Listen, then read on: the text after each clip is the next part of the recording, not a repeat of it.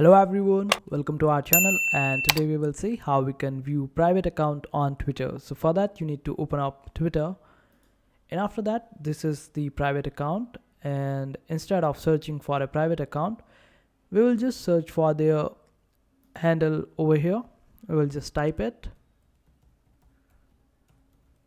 and instead of selecting any of the person out here we will just press enter, and then all the tweets related to that particular person will appear over here.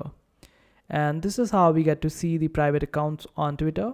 And the another method is that you just visit this website called privattweet.com and just copy paste the username over here and then unlock it. After that you will be able to unlock that profile and able to see all the private and personal information of that private account. So I hope this video was helpful. If you still need any help, you can always comment down below. Make sure to hit that like button and also subscribe to our channel for more helpful videos.